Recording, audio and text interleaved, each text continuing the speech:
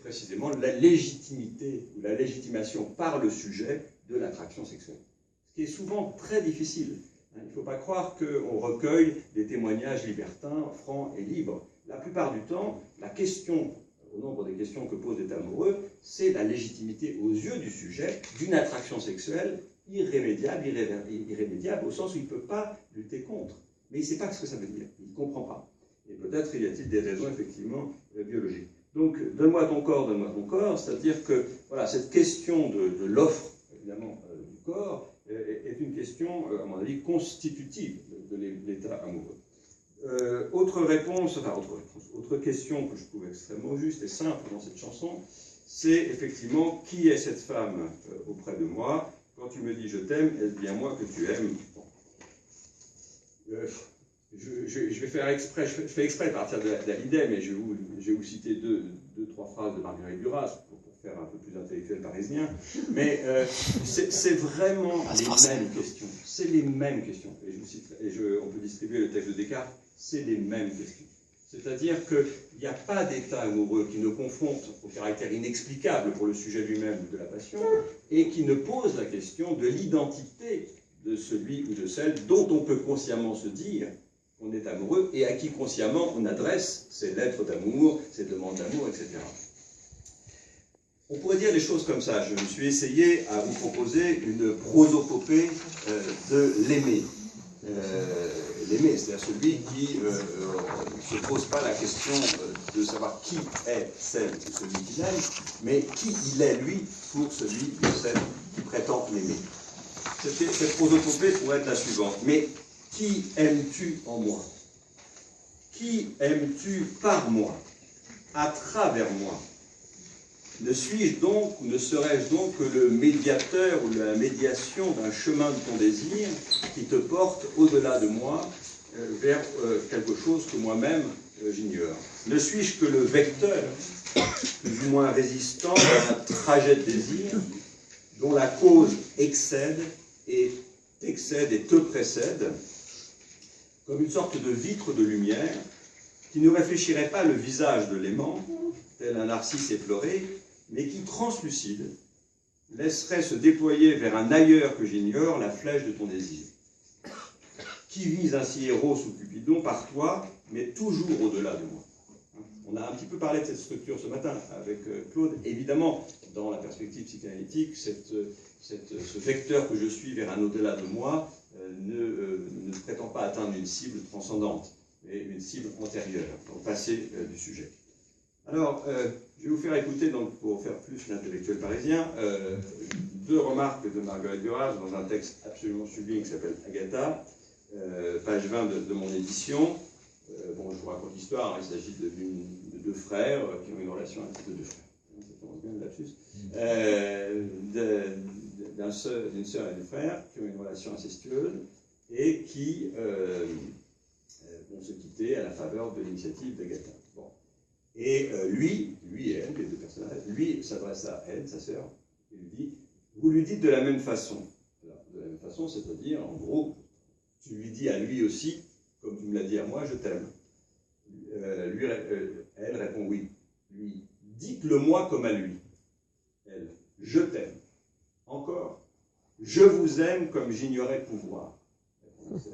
Il lui dit, à qui avez-vous parlé? Et elle répond, je ne sais pas à qui je parle. Et ça, c'est, je veux dire, quand on est capable, dans une expérience amoureuse, de témoigner de la part d'indécidable de l'adresse amoureuse, c'est très intéressant. Parce qu'il y a constitutivement, dans toute déclaration d'amour, dans toute lettre d'amour, dans toute adresse de demande d'amour, quelque chose qui est de cet ordre-là. Il y a de l'indécidable. Bien sûr que quand on écrit une lettre, on met le nom et le prénom de la personne et l'adresse. Mais est-ce bien sûr qu'il s'agit du destinataire? Dans cet autre texte, à de nombreuses reprises, mais je ne peux pas très bien vous les faire entendre, ce serait trop long, Hiroshima, mon amour, c'est l'histoire d'une femme qui a eu un amant en France, un Nevers allemand, et qui va rencontrer à Hiroshima un japonais, et qui, d'après le texte de Duras, va être pris dans un délire de confusion entre les deux. C'est-à-dire qu'à la fois, elle va avoir le sentiment qu'elle est avec l'allemand quand elle est dans les bras du japonais. Et donc là, c'est simplement une indication, puisque c'est le scénario du film de René, c'est une indication de Duras, c'est pas un dialogue. Et voilà ce que dit Duras. Elle est en peignoir de bain sur le balcon de la chambre d'hôtel. Elle le regarde, le japonais. Elle tient à la main une tasse de café. Lui dort encore. Il a les bras en croix, il est allongé sur le ventre. Il est nu jusqu'à la ceinture. Elle regarde avec une intensité anormale ses mains qui frémissent doucement comme quelquefois dans le sommeil celles des enfants. Ses mains sont très belles, très viriles. Tandis qu'elle regarde ses mains, il apparaît brutalement, il, c'est-à-dire l'Allemand, à la place du japonais. Le corps d'un jeune homme, dans la même pose, mais mortuaire, sur le quai d'un fleuve en plein soleil. C'est quasiment une hallucination, c'est-à-dire qu'elle est avec un japonais à Hiroshima dans une chambre d'hôtel. Il est en train de dormir, et qu'est-ce qu'elle voit? Elle voit, en lieu et place de ce corps du japonais, les mains, peut-être à la faveur de ce fétiche que sont les mains, le corps de l'Allemand. Ce jeune homme agonise, puisqu'il est mort dans ses bras. Ses mains sont également très belles, ressemblant étonnamment à celles du japonais. Je n'avais pas pris conscience de ça en le soulignant. Vous voyez, c'est toujours le trait récurrent dans une série d'objets substitutifs, un trait de ressemblance. Là, c'est les mains. Et à la faveur de cette ressemblance, elle est avec le japonais, parce qu'il y a un signe qui relie à l'allemand, mais en même temps, à cause de cette ressemblance, elle est dans une confusion qui la conduit à halluciner la présence, qui est une sorte de revenance évidemment, de son ami allemand mort, bon, etc. etc. Et voilà, mais c'est des exemples. Voilà, j'ai pris exprès les chansons interprétées par Hallyday pour pas faire le malin tout de suite, mais vous voyez, je pourrais prendre 1000 exemples dans la littérature amoureuse où cette question-là est posée. Il y a un trait de récurrence qui s'inscrit dans une problématique de la sérialité qui est une sérialité de substitution, et en même temps, il y a un facteur d'hallucination. Alors, pas une hallucination complètement délirante qui nous conduit à l'hôpital psychiatrique, mais une hallucination inconsciente qui fait que, eh bien, on ne sait plus très bien à qui on a affaire. Et c'est presque la condition de l'amour, enfin l'état amoureux, peut-être qu'on en discutera après. Deuxième ou troisième, peu importe, remarque sur la chanson d'Hallyday, c'est, alors là, j'ai trouvé ça très bouleversant, c'est la problématique de la destruction.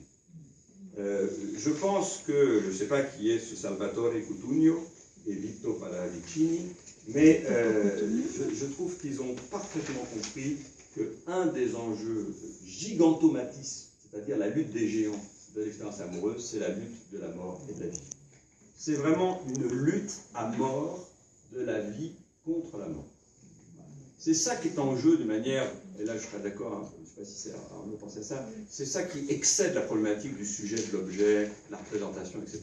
Il y a des forces en présence qui sont ou des forces de mort ou des forces de vie. Et ce qui me trouve, j'espère que je vais retrouver mon texte, parce que évidemment, on ne retrouve jamais quand on cherche, c'est vraiment, qu'est-ce qu'il lui demande, celui qui chante souvent?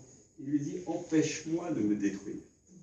Quelle belle formulation de la demande d'amour que de demander à l'autre de nous soustraire à la puissance des forces de mort. C'est comme si c'était ça qui était mis en question. Alors évidemment, on n'a pas tous, disons, on n'est pas tous en profonde dépression quand on tombe amoureux et on n'est pas tous sauvés par un amant ou une amante. Mais il y a quand même cet enjeu-là. Il y a quand même cet enjeu-là. Alors évidemment, quand j'ai raconté un peu ça dans un aéropage de psychanalyste, on m'a dit, oui mais fais attention parce que dans le texte, il dit à un moment donné, ton corps pour y vivre et pour y mourir. Et donc là, effectivement, il y a quelque chose d'intéressant, c'est-à-dire empêche-moi de me détruire, mais donne-moi ton corps pour que j'y vive ou que j'en vive, mais en même temps, peut-être que je peux en mourir de t'aimer autant, etc. Mais en tout cas, je pense que la question de la destruction, ça c'est une question extrêmement importante. Alors, donc, qu'est-ce que ça pose comme affaire, comme question? Eh bien, ça pose la question, effectivement, est-ce qu'on peut aimer la différence absolue? La singularité absolue, pardon. La singularité absolue, insubstituable d'un être, qui ne serait à nul autre pareil, qui ne renverrait en aucune façon à un être antérieurement aimé. Pour la psychanalyse, la réponse est non. C'est-à-dire que le principe d'individuation, qui fait que chacun d'entre nous est un individu unique, vaut pour la réalité. Dans la réalité, on aura toujours affaire à des individus uniques, dont l'identité génétique est singulière, etc.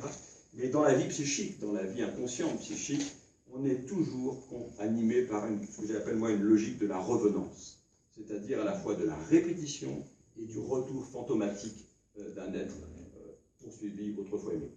Alors, évidemment, la psychanalyse, peut-être, a-t-elle le beau jeu de dire « Ah, mais c'est pas difficile, c'est papa, c'est maman, c'est mon grand frère, c'est ma grande sœur. » Bon. Oui, c'est vrai qu'il y a cette thèse familialiste qu'on a beaucoup critiquée, mais il y a l'idée qu'il y a toujours un antécédent. On n'est jamais le premier. Et ça, c'est très intéressant, parce que on n'est jamais le premier, mais en même temps, on n'est pas indifférent dans la série. On est le second, le troisième, le quatrième, mais parce qu'on présente, comme les mains dans le texte de Hiroshima, on présente un trait de similitude qui est une sorte de promesse d'un retour. Promesse d'un retour. Dans le texte très célèbre de Descartes, que je vous ai distribué, que je ne vais pas lire, je n'ai pas le temps, qu'est-ce qui se passe?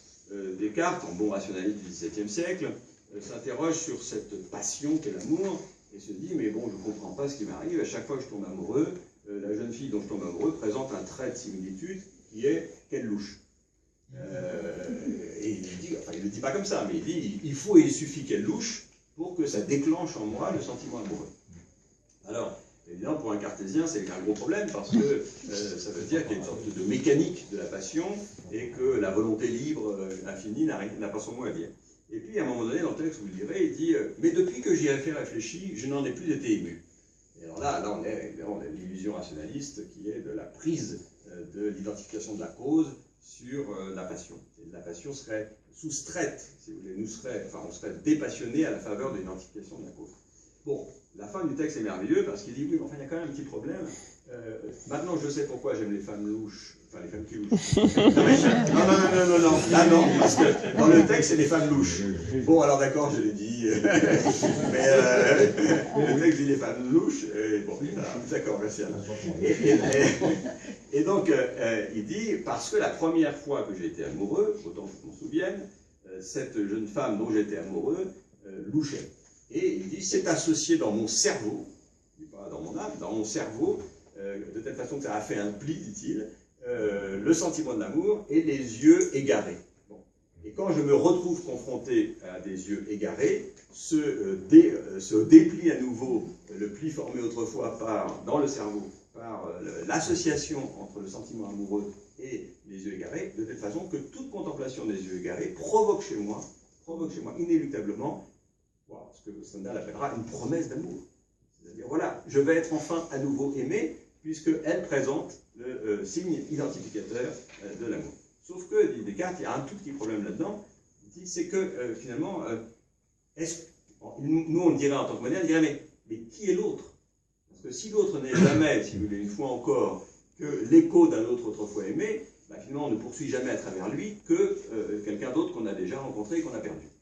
Et là, Descartes dit, il faut s'interroger sur le mérite de la personne. Donc, il faudrait passer des heures à définir le statut du mérite chez Descartes, mais ce qui est intéressant, c'est que le mérite, ça devient presque un trait d'altérité. C'est-à-dire qu'il y a quelque chose qui doit être pris en compte par le sujet, mais qui n'est pas le même sujet, qui de toute façon, lui ne prend rien en compte, parce que lui, dès que le feu est vert, dès qu'il y a une jeune fille qui louche. Ce qui est pris en compte, c'est finalement qui est l'autre. Et l'autre n'est pas réductible au trait qu'il me présente, il est aussi quelqu'un d'autre que la personne que je retrouve en elle. Et là, Descartes, on pourrait dire, ça s'arrête là. Bon, Descartes, c'est un philosophe de la liberté absolue qui nous explique que finalement, on va tous réussir à comprendre pourquoi on tombe amoureux, qu'on va réussir à s'en déprendre et qu'on va pouvoir se poser la question de la valeur de l'autre quand on est amoureux. Et après, il dit, oui, mais il y a un problème, c'est que dans l'ensemble des femmes, c'est hétérosexuel, dans l'ensemble des femmes dont je peux tomber amoureux et qui le méritent, comment je vais choisir? Et il dit, bah, finalement, je vais accepter de m'en remettre à ce que je n'ai pas choisi de choisir, à savoir quelle louche. Et c'est très intéressant, c'est-à-dire qu'en gros, qu'est-ce qui ne changera jamais? Ce sont ce qu'il appelle nos inclinations secrètes. Qu'est-ce qui change? C'est qu'on peut mieux les identifier et que sans avoir prise sur elles, c'est ineffaçable pour un cartésien ce qui s'est inscrit dans le cerveau. Sans les effacer, sans les modifier, on peut, d'une certaine façon, introduire une complication dans nos amours qui est, à la faveur d'une interrogation critique sur les causes, nous demander finalement à qui on a affaire. Mais cette question-là, vous la trouverez déclinée 1000 fois. 1000 fois. Hein, quand Proust, par exemple, regarde dans le texte de Proust, quand Swann regarde la photo d'Odette, il se dit, mais est-ce que c'est elle? Hein, et je lis, comme si tout d'un coup on nous montrait extérioriser devant nous une de nos maladies et que nous ne trouvions pas ressemblante avec ce que nous souffrons. Elle, il essayait de se demander ce que c'était. C'est toujours cette question qui revient, bon, avec la faveur d'une coquetterie qui lui appartient. Derrida, dans la carte postale, écrit « Et quand je t'appelle mon amour, est-ce toi que j'appelle ou c'est mon amour que j'appelle ?» On a évoqué cette question ce matin avec entre autres, vous savez, la réflexion sur le entre autres. C'est une question très importante, ça. Parce que, comme disait Augustin, est-ce qu'on aime l'amour ou est-ce qu'on aime une personne? C'est une vraie question. Une vraie question. Mais la question la plus difficile, c'est qu'à supposer qu'on aime l'amour en aimant quelqu'un, eh bien, il resterait à savoir qu'est-ce que ça veut dire, effectivement, aimer l'amour. Mais je trouve que Derrida a parfaitement identifié dans ce livre, la carte postale, cette affaire-là. Alors, je voudrais, j'avais oublié de le dire, excusez-moi, je voudrais préciser sur cette lutte de géants Eros-Thanatos. Je reviens un petit peu en arrière. Parce que de la même façon que vous trouvez dans toutes les histoires de réflexion sur l'amour, cette problématique de qui est l'autre, vous trouvez cette question extrêmement troublante de empêche-moi de me détruire. C'est-à-dire, c'est presque, j'essaie de traduire ça comme réanime-moi. Réanime-moi. Je ne trouve plus en moi le souffle de vie. Hein. À un moment donné, Hallyday le chante très bien, ils disent ton souffle sur moi. Il y a une sorte de victoire des forces de mort, hein, qui fait qu'on pourrait toujours s'interroger, quand quelqu'un tombe amoureux, à quel moment de sa vie ça lui arrive, c'est-à-dire à quel moment de son rapport, du rapport en lui, entre les forces de mort et les forces de vie, ça arrive. Et je pense qu'il y a des manières de tomber amoureux qui accentuent la domination de la mort sur la vie, en nous, et des manières de tomber amoureux qui, au contraire, luttent en nous contre la domination de la mort. Je vais vous donner deux exemples. Un exemple rapide que j'emprunte un très beau poème de Mallarmé. C'est un petit peu compliqué à entendre, mais on entend très bien, sur l'apparition. Ça s'appelle l'apparition. Voilà, une femme apparaît, qu'est-ce que ça veut dire? Eh bien, ça veut toujours dire qu'elle apparaît à un certain moment, hein, dans un certain moment de ma vie psychique. Voilà le poème. La lune s'attristait, des séraphins en pleurs, rêvant, l'archet au doigt dans le calme des fleurs vaporeuses, tirait de mourantes violes, de blancs sanglots glissant sur l'azur des corolles. Vous voyez la tonalité de tristesse. Hein. C'était le jour béni de ton premier baiser. Ma songerie aimant à me martyriser, s'enivrait savamment du parfum de tristesse. Que même sans regret, sans déboire, laisse la cueillisaison d'un rêve au cœur qui l'accueillit, j'errais donc, l'œil rivé sur le pavé vieilli. Quand, avec du soleil aux cheveux, dans la rue et dans le soir, tu m'es en riant, apparu. Alors là, déjà, c'est très beau, parce qu'on voit vraiment l'apparition, c'est l'apparition du soleil, de la lumière, enfin, un très beau poème de Neruda. Neruda, là-dessus, il ouvre la porte, il dit c'est le soleil qui entre, c'est-à-dire le soleil, c'est la chevelure blonde. Et voilà la fin. Et j'ai cru voir la fée au chapeau de clarté, qui jadis sur mes beaux sommeils d'enfant gâté passait, laissant toujours de ses mains mal fermées neiger de blancs bouquets d'étoiles parfumées. Vous voyez, il y a tout là. C'est-à-dire, il y a à la fois l'enjeu de vie et de mort, hein, la tristesse, la solitude, la mélancolie, on pourrait dire, et l'apparition du soleil, la personne d'une chevelure blonde. Et il y a néanmoins la revenance dont je parlais tout à l'heure. J'ai cru, je ne suis pas sûr, voir apparaître la fée au chapeau de clarté. Un autre témoignage assez troublant, c'est l'autobiographie d'Althusser, après son assassinat de sa femme, L'avenir dure longtemps. C'est très intéressant parce que je n'ai pas encore lu l'ensemble des lettres à Franca, sa maîtresse italienne, mais il fait allusion effectivement ici à une femme, et vous allez voir ce qu'elle dit. C'est alors que je compris que le deuil que je vivais d'Hélène, ce n'était pas depuis la mort, la destruction d'Hélène, par lui, puisqu'il l'a étranglée, que je le vivais et travaillais sur lui, mais depuis toujours. En fait, j'avais toujours été en deuil de moi-même. De ma propre mort, par mère et femme interposées. J'avais toujours été en deuil de moi-même. Pour preuve tangible de ne pas exister, j'avais désespérément voulu détruire toutes les preuves de mon existence. Et bon, nous on appelle ça la pulsion de mort, mais la force de l'autodestruction.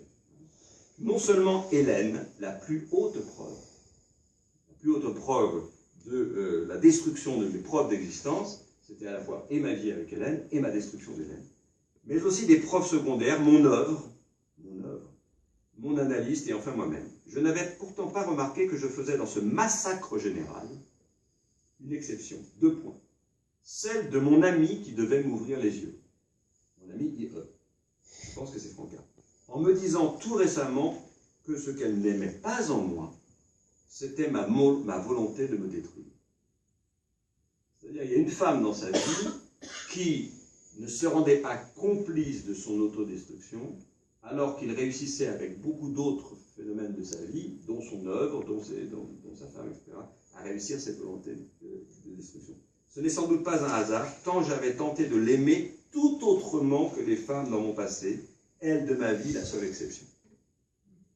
C'est très intéressant cette singularité qu'identifie évidemment Althusser, alors après l'assassinat de sa femme, enfin bon, je vais reprendre tout le texte, mais cette singularité absolue d'une femme qui ne se rend pas complice de ce piège, d'une certaine façon, auquel je vais faire allusion, dans lequel il veut emprisonner tout son entourage, qui est le piège de sa propre autodestruction. Si on n'a pas la chance de rencontrer une femme ou un homme qui vous empêche de vous détruire, comme le dit la chanson d'Hallyday, eh bien, c'est pas une bonne nouvelle. Et pour terminer, comment Maria Casares accueille l'annonce de la mort d'Albert Camus. Là, ça va ouvrir sur une perspective que je vais essayer de développer. Un texte magnifique, dans son autobiographie, qui s'appelle Résidence, je suis obligé de passer ça à dire. Alors, Albert est mort, lui dit Micheline, et Angèle disparu. De ce mort escamoté, le dernier qui me touchait de si près, je ne sais rien, je n'ai jamais rien su. Peut-être une photo surprise au vol dans un journal que je ne voulais pas regarder. Un visage figé, l'accident de voiture, d'une vitre de voiture, la bouche ouverte, les yeux clairs, écarquillés, étonnés. Mais je ne sais même pas si j'ai vraiment vu ce document, si je l'ai rêvé. C'est le seul de mes morts, écoutez cette phrase magnifique, comme disent les gens, mes morts, dans leur désespéré besoin de possessivité. C'est magnifique. Qu'il m'ait été interdit de regarder. Et voilà ce qu'elle dit. En revanche, j'ai pu voir le trou que sa mort creusait. Ce n'est pas le trou dans lequel son corps est enseveli, c'est le trou que sa mort creusait. Alors, on va y venir dans 2 minutes. Mais pour terminer sur la destruction. Bon, je vous propose de réfléchir à ça. Aimer aurait pour enjeu, de résister à l'autodestruction. De s'adresser à l'autre pour lui demander de nous aider à ne pas mourir de notre vivant. Par exemple, en suivant effectivement l'autre aimé dont on a été séparé dans la mort et dans lequel on pourrait tomber comme dans un trou, tel Maria Casares. Aimer est une lutte à mort avec la mort, qui exige toujours un ou une alliée. On ne peut pas être assez fort contre la mort quand on est seul avec soi-même sans amour. Nous savons que la mort aura le dernier mot, mais pour libérer la vie de l'emprise d'une possession négative, d'une puissance négative, pour échapper à la tentation de l'autodestruction, eh bien, vous avez toujours besoin de quelqu'un qui développe, à la faveur d'une relation avec vous, votre propre puissance d'exister. Donc, je fais l'hypothèse qu'on peut discuter, c'est qu'il n'y a pas d'auto-affirmation de la puissance d'exister qui soit telle qu'elle puisse conjurer en nous et par nous la force de mort. Aimer, c'est d'une certaine façon, quand on aime, c'est Deleuze qui parle, quand on se laisse aimer, à ne pas posséder, retenir l'autre, c'est une expérience où effectivement on trouve la force précisément de vivre, de survivre et de résister à la mort. Alors, je vais aller un peu vite pour pas qu'on ait le temps de discuter, et vous témoigner d'une question qui est très difficile. C'est l'omniprésence du vocabulaire du manque, du vide dans l'expérience amoureuse. Parce que ça pose la question de la détermination de la nature de ce manque. Je commencerai par une petite anecdote que j'aime bien observer, et j'ai beaucoup travaillé dans la bibliothèque municipale de Beaucaire, où j'habite en ce moment, et j'entends une maman qui, avec son petit garçon, arrive dans la bibliothèque, et la maman lui propose, il doit avoir 8-10 ans, habilement, de lire tel ou tel livre, vous voyez, comme font les mamans qui veulent avoir un peu des enfants érudits. Bien, tu pourrais lire ça, tu pourrais lire ça. Tiens, regarde, mon premier voyage en Europe, tu vas découvrir tous les pays d'Europe, etc. La maman a été heureuse si le fils avait dit oui. Et heureusement, il décline toutes ses propositions, jusqu'à ce qu'il avise un livre sur la mer, MER, et il dit à sa mère, avec un E, ah, c'est ce livre que je veux emprunter. Et elle lui dit, oh ben non, tu sais déjà beaucoup de choses sur la mer. C'est extraordinaire. Bon, enfin, je veux dire, c'est facile de se moquer de ça quand on n'est pas parent. Ah, tu sais déjà beaucoup de choses. Sous-entendu, tu as bien d'autres choses à apprendre. Et il lui répond cette phrase extraordinaire. Elle dit, oui, mais comme cela, je saurais tout. Et c'est extraordinaire, c'est-à-dire, je préfère tout, évidemment, on ne saura jamais tout sur la mer, mais je préfère continuer d'approfondir mon intérêt, ma passion, mon désir, plutôt que, d'abord, d'épouser le tien, c'est-à-dire de lire les livres que tu voudrais écrire, mais surtout, je vise le tout. Et ça, c'est extrêmement intéressant, parce qu'il n'y a pas d'expérience amoureuse qui ne nous confronte ou ne nous expose, pour autant qu'on en fasse l'expérience, à la question du vide, du manque, ou ce que dans notre langue, nous essayons de dire comme tel. En deçà de l'expérience nouvelle et indéniable de la dépendance, une expérience très importante sur laquelle je passe, il y a quelque chose qui, énigmatiquement, concerne le rapport entre le vide et le plein. Énigmatiquement. L'alternance entre la réplétion et la fin, dont il est très difficile d'établir une version. C'est-à-dire, faut-il dire que tout cela est une affaire de sevrage originel? Faut-il dire que tout cela est une affaire d'allaitement originel? Freud, à un moment donné, propose ça. Il dit, bon, finalement, de toute façon, comme je vais vous le relire parce que c'est une phrase un peu caricaturale, tout à l'heure Sylvette parlait un peu de ça, de caricatural du dogmatisme de la biologie, mais il semble bien que l'avidité de l'enfant pour sa première nourriture soit absolument insatiable, qu'il ne se remette jamais de la douleur d'avoir perdu le sein maternel. Bon, moi c'est un peu mon cas, ma mère pensait que je faisais de l'allergie au sein maternel, parce qu'on était en juillet, alors je devais faire un gros eczéma, vous voyez. Mais peut-être que c'est mon problème. D'autres disent, mais non, en fait on ne se remet jamais d'être né, c'est-à-dire d'être sorti de l'utérus maternel. Ça c'est autorant. Mais on n'a pas la version, moi j'aimerais bien savoir qui l'a, la version de ce qui pourtant se vit dans le registre lexical du vide, du plein, du manque, et dans le registre, je dirais, oral, du remplissage. Combien de patientes boulimiques, par exemple, expliquent que les compulsions à se remplir sont toujours l'expression d'une angoisse de manque. Mais comme s'il fallait se remplir l'estomac pour combler un manque, et évidemment, il ne faut pas sa dernière analyse dans finalement, le fait de s'alimenter. Mais c'est très difficile. Moi, je constate, j'entends, mais j'entends la récurrence des métaphores du vide, du plein, etc. Mais de quoi on parle? De quoi on parle? Qu'est-ce qui est engagé dans le manque et dans la détresse? Il y a une expérience dont j'ai un peu parlé avec Alain au téléphone, de Freud, qui s'appelle Hilflosigkeit. Hilflosigkeit, on traduit par état de détresse, on traduit mieux par état de désaide, qui désigne ce moment très archaïque, que chacun d'entre nous a connu, qui fait qu'on ne pouvait pas pourvoir à ses propres besoins. Si on nous avait abandonnés, on serait mort, parce qu'on n'aurait pas été nourri, on n'aurait pas été alimenté avec de l'eau. On pourrait dire aussi que se laisser mourir, comme Dolto l'a montré, des enfants dans les nurseries quand les mères ne pouvaient pas être là ou étaient décédées. En tout cas, l'Hilflosigkeit, c'est l'impossibilité de se porter secours à soi-même, l'absolue et inaugurale nécessité de la présence d'un autre secourable. Alors, est-ce que c'est ça dont on a la nostalgie? C'est-à-dire que quelqu'un nous porte secours. C'est peut-être un peu ça que j'ai dit tout à l'heure dans cette lutte à mort de la vie et de la mort. Mais je vais vous faire simplement entendre des propos de patients. Parce que, bon, moi, je ne cherche pas à théoriser ce que disent mes patients, je cherche d'abord à les entendre. Et je pense à une femme qui a la vertu du verbe, elle dit ça creuse en moi, quand elle est amoureuse, ça creuse en moi, qu'il remplisse mon cœur. Bon, on peut dire, on peut changer les mots, mais c'est toujours ça creuse en moi. Et c'est vrai que ça creuse en nous. Quand on est amoureux, certains d'entre nous ont perdu l'appétit à cause de ça, mais ça creuse en nous, ça crée un vide. Bon. Ou cet autre patient, je suis avide du regard pour me sentir désirable.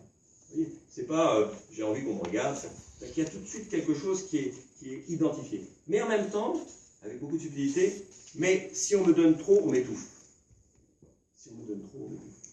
Lacan disait une chose très juste, il disait le manque, c'est le manque du manque.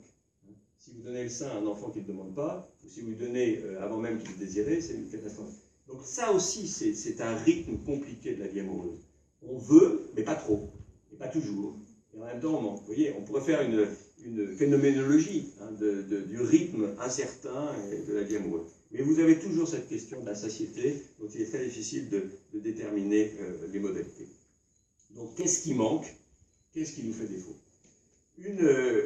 Goethe, on en parlait tout à l'heure, écrit « Tous mes vœux, toutes mes espérances de ma vie sont remplies ». Et ça, c'est aussi vide, manque, totalité. Partout, je trouve cette question-là du tout. Alors, je ne vous ferai pas écouter les chansons que j'ai recueillies, j'aime même beaucoup la chanson. Alors, tu es mon tout, je suis ton tout, etc. Je veux être tout pour toi, hein, il me manque de te manquer, etc. Il y a toujours cette problématique de la satiété, de la saturation. Alors qu'en même temps, vous voyez, si jamais elle profilait son visage, à supposer qu'elle soit possible, ce serait l'angoisse absolue. Mais en même temps, vous avez toujours ça. Et l'illusion amoureuse, ça c'est Lacan qui le dit, je suis d'accord avec lui, c'est persuader l'autre qu'il a tout ce dont on a besoin. En fait, la meilleure façon, dit Lacan, d'ignorer ce qui nous manque, c'est de persuader l'autre qu'il pourrait nous combler. Donc on est toujours dans ces jeux extrêmement troubles du rapport au manque. À un moment donné, j'avais écrit ça, et je pense que c'est bon, ça vaut ce que ça vaut, mais j'avais dit qu'il y a dans la demande d'amour, dans son caractère affolé, voilà, c'était le mot juste, affolé, il y a cette formule que je vous propose, délivre-moi du manque. Délivre-moi du manque. C'est-à-dire que notre histoire d'amour me donne l'expérience d'une délivrance du manque. Mais ça, c'est ce qu'on dit, mais ce n'est pas nécessairement ce qu'on veut. Parce qu'on sait très bien le caractère générateur et producteur de subjectivité du manque. Mais on est prêt à tout. Je suis ton tout, dit la chanson, tu es mon tout, tu es tout pour moi. Et vous trouverez toujours cette récurrence de la problématique de la totalité. Pour vous montrer à quel point c'est difficile en clinique d'entendre les choses, j'ai une patiente sadomasochiste qui cherche à identifier finalement le déclencheur, pour parler comme tout à l'heure, de ce qui a été pour elle la passion amoureuse. Et bon, elle est dans les bras d'un homme, enfin, qu'elle ne trouve pas très beau, pas tout à fait à son goût, etc. Et puis, bon, ça tourne un peu en rond, ils n'arrivent pas à faire l'amour ensemble, etc. Et puis, à un moment donné, il lui dit « Et la domination ?» Point d'interrogation. Et là, tout d'un coup, elle ressent une excitation sexuelle, hein, très importante. Ils sont au jardin de Bagatelle, et voilà, c'est pareil, ça ne produit pas beaucoup d'effets, etc. Et puis, à un moment donné, il l'embrasse, pareil, mais il lui prend les cheveux, il tire les cheveux. Et là, elle a dit, là, j'ai ressenti quelque chose d'extraordinaire, et cette phrase, « Je suis à toi ». Dans toute histoire d'amour, on pourrait pour chacun d'entre nous, mais peut-être aussi de manière récurrente, identifier une formule qui définirait le fantasme qui est en jeu dans la relation amoureuse. Parce qu'en fait, il n'y a pas de relation amoureuse sans qu'un fantasme, précisément, préside à la rencontre des amants. Lacan a une formule que je trouve très, très, très belle et très drôle, c'est pour ça que je vais vous la lire, sur qu'est-ce que ça veut dire je vous désire. Pas je vous aime, hein, peut-être j'en reparlerai de ça. Alors il dit qu'est-ce que ça veut dire je vous aime, je vous désire. Est-ce que ça veut dire je veux être votre chevalier servant, je veux vous donner la priorité sur moi, je veux, etc. etc. Bon, il décline comme ça toutes les belles choses qu'on pourrait dire sur l'amour. Et puis à la fin, il dit bon, est-ce que ça veut dire je veux vous baiser? Il dit oui, bon, ça c'est vrai, ça peut être un peu plus vrai, mais il dit c'est pas ça l'essentiel. L'essentiel c'est je vous implique dans mon fantasme fondamental. C'est-à-dire, vous voyez, et bien sûr que le corps, bien sûr que la sexualité, bien sûr que plein de choses, mais il y a un moment donné, le déclencheur, c'est la capacité d'impliquer quelqu'un dans son fantasme. Mais si je dis la capacité d'impliquer quelqu'un, ça veut dire une réciprocité d'implication dans un fantasme inconscient. Et c'est pour ça que ça tient. Ça tient parce qu'il y a un endroit hein, où l'hétérogénéité des séries se recoupe. Cet endroit, pour un lacanien, c'est le fantasme fondamental. Et évidemment, ce fantasme fondamental, il peut être à l'opposé de votre conscience. Combien de femmes disent « Ah, moi j'aime bien être indépendante, et comment ça se fait qu'à chaque fois je tombe sur des hommes autoritaires ?» Ben, évidemment, parce que ce que consciemment elle croit désirer n'est pas ce qu'inconsciemment elle désire. Et tant qu'elle n'a pas identifié la formule de son fantasme, etc. Mais la vitesse, tout à l'heure on parlait de flux, la vitesse avec laquelle vous avez en vous, à votre insu, un radar pour aller vers quelqu'un qui est susceptible d'être piégé par votre fantasme fondamental et de vous piéger vous-même, c'est incroyable. Voilà. Vous savez, il y a deux opérations d'esprit chez Descartes, l'intuition et la déduction. L'intuition, c'est que si je vous dis 2 plus 3, ben, vous ne dites pas alors si 2 plus vous dites 5, c'est-à-dire la vitesse avec laquelle l'inconscient, c'est ça. L'inconscient, dans un groupe, très vite, il comprend qui est susceptible d'être impliqué dans son fantasme. Et évidemment, ça ne marche pas à tous les coups, et ça même plutôt rare. Voilà. Donc, j'avance un petit peu rapidement, et après, on discute ensemble. Ce matin, on a beaucoup parlé, parce que c'est difficile de parler de dernier, parce qu'on apprend beaucoup des autres. On a beaucoup parlé de l'impertinence des catégories de sujets et d'objets et de représentation. Je crois que c'est des vraies remarques. Je pense, je me suis un peu amusé à me dire, mais finalement, il y a des textes sur l'amour qui relèvent de ce qu'on pourrait appeler un principe ptolémaïque, c'est-à-dire égocentrique. C'est-à-dire finalement, c'est toujours le sujet qui se demande qui est l'autre, etc., etc. Et le texte qu'a distribué Alain le premier jour, c'est plutôt la révolution copernicienne. C'est-à-dire, moi, je ne suis plus au centre, mais je ne me pose pas la question qui est l'autre pour moi, mais qui je suis pour l'autre. Et c'est une très belle question que pose le texte de Pascal, puisque vous vous souvenez, la liste des qualités, mais si je perds ces qualités, serais-je encore aimé, etc. Bon.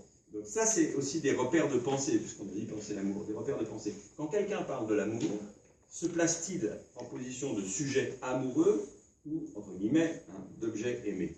Évidemment, là, on a dit ce matin l'interaction, la réciprocité. Mais ce n'est pas du tout les mêmes abords. Vous pouvez écrire un livre comme Barthes sur la position du sujet amoureux. Mais vous pourriez aussi écrire un livre sur la position de l'objet aimé. C'est beaucoup plus difficile à écrire, et c'est beaucoup plus rare. Il est beaucoup plus facile d'être le sujet de la plainte du discours amoureux, qui demande qu'on l'aime un peu plus, etc. Mais beaucoup plus difficile de se dire, mais finalement, qu'est-ce qui est investi par l'autre en moi? Qu'est-ce que l'autre me trouve? Bon, en principe, le scepticisme ne conduit pas à poser ce genre de questions. Mais pourtant, c'est une vraie question qu'on devrait se poser. C'est-à-dire, bon, si l'autre vient vers moi, c'est d'une certaine façon que je présente quelque chose qui, à mon insu et au sien, peut-être l'intéresse. Alors, pour aller vers ma conclusion, je défendrai une thèse, c'est beaucoup dire, mais comme ça fait quoi un peu ce que disait Alain le premier jour, je propose d'appeler grammaire de l'amour la langue qui nous a été parlée dans l'enfance, soit par sa syntaxe, soit par son lexique, syntaxe verbale mais aussi gestuelle, et par laquelle on nous a expliqué, enfin sans l'expliquer clairement évidemment, on nous a témoigné ce que aimer voulait dire et à quel prix. On a tous plus ou moins bien été aimés. Quand je dis plus ou moins bien, ça ne veut pas dire qu'on a été insuffisamment aimé. Ce n'est pas une question de degré, c'est une question de modalité. Parce que être, entre guillemets, excessivement aimé, narcissiquement glorifié, c'est pas être aimé. Mais on a tous commencé par être, on va dire ça comme ça, l'objet du désir ou de l'amour de l'autre, ou du désamour de l'autre. Tous.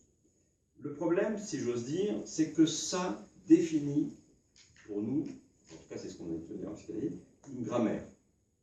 Moi, qu'est-ce que j'ai comme langue? Comme langue, c'est-à-dire à la fois comme vocabulaire, comme lexique, comme syntaxe, comme formule, comme geste, celui qu'on m'a parlé. Bon. Si j'ai une mère qui me prenait dans ses bras, qui me caressait doucement la joue, qui m'appelait de mots tendres et doux, je sais, c'est ça que je demande. Si j'ai une mère froide, autoritaire, distante, indifférente, je vais plutôt, malheureusement, et à mon corps défendant, et si c'est elle que je veux faire revenir, aller vers ce genre de femme. Donc, cette grammaire, on ne sait pas, on n'en modifie pas, en tout cas pas au début d'une analyse, la formule, mais il faut savoir que tout enfant est dans l'incapacité native de porter un jugement critique sur la modalité d'affection qu'on lui témoigne lorsqu'elle est présente, ou de désaffection. Les enfants ne veulent pas être séparés de leurs parents, même lorsqu'ils sont brutaux. Jamais. Pour être aimé, pour nous, adultes, être aimé exige toujours de, finalement, parler la langue qu'on nous a parlé. Et on nous a toujours parlé une langue. Ce n'est pas la même chose d'avoir été aimé de manière plutôt inconditionnelle, pour ce que nous étions, ou d'avoir été aimé plutôt de manière conditionnelle, pour ce que l'on voulait que l'on soit. Parce que l'enfant, il n'est pas bête, il comprend très bien que pour gagner l'amour de ses parents, et surtout pour ne pas risquer de le perdre, il vaut mieux se conformer à l'image qu'on lui propose, que de se heurter précisément à un désamour au prix de sa propre liberté. Mais tout ça se rejoue aujourd'hui. Se rejoue. C'est-à-dire la liberté que les uns et les autres, nous avons au regard du risque de perdre l'autre. Si se perdre l'autre aurait pour condition, effectivement, enfin, si le risque, précisément, ne pas le courir ce risque. Ne pas le courir ce risque. c'est évidemment être profondément aliéné au désir d'être aimé à tout prix. Pourquoi certains d'entre nous ont plus de liberté à l'égard de ce risque? C'est très troublant. Les gens qui ont beaucoup de liberté, ils ne viennent pas chez un psychanalyste. Non. Les gens qui ont la capacité de perdre l'amour de l'autre, si être aimé par l'autre a pour condition de se perdre eux-mêmes, ils ne viennent pas voir un psychanalyste. Et la capacité de rupture des uns et des autres à l'égard de situations qui les rendent malheureux est absolument inégale. Celui qui vient d'analyse, c'est celui qui a à s'expliquer avec une question simple. Consciemment, je viens me plaindre d'elle ou de lui, et à identifier ce qu'inconsciemment, ce qui le fait jouir inconsciemment de rester avec elle ou de lui. Et ça, c'est très très difficile. Parce qu'on peut très très bien venir se plaindre indéfiniment de son partenaire amoureux, etc. Dans un déni d'abord de ce qu'on appelle l'ambivalence, que tu appelles l'ambivalence. Mais c'est surtout que tant qu'on n'a pas identifié l'implication fantasmatique qui est source de jouissance pour nous dans une relation, fût-elle consciemment souffrante, rien ne changera. Rien ne changera. Et ce n'est pas nécessaire que ça change. Après tout.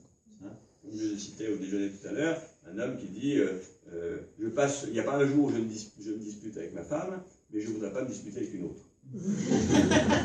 C'est-à-dire, voilà, donc il y a un moment donné, c'est l'enfer, mais l'enfer avec elle vaut mieux que ce que pourrait être autre chose que l'enfer avec un autre.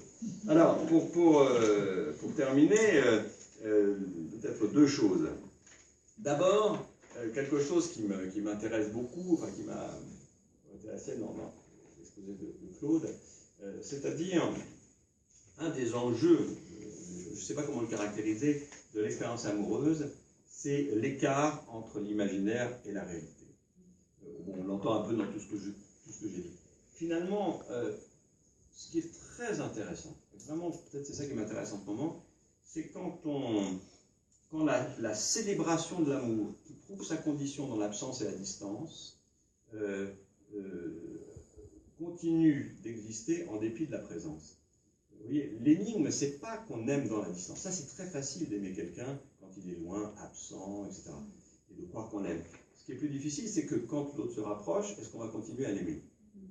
Parce qu'il y a constitutivement dans l'expérience amoureuse, vous l'avez entendu, cette idée que, finalement, on aime telle personne, c'est sûr, mais à travers elle, quelqu'un d'autre, ou par elle, l'amour, et pas seulement elle. Et donc, il y a deux textes, moi, qui m'ont bien éclairé sur ça. D'abord, c'est un texte de Desnos, vous connaissez sûrement, « J'ai tant rêvé de toi ». C'est un texte absolument magnifique, qui n'est pas très long, je vais vous le lire. « J'ai tant rêvé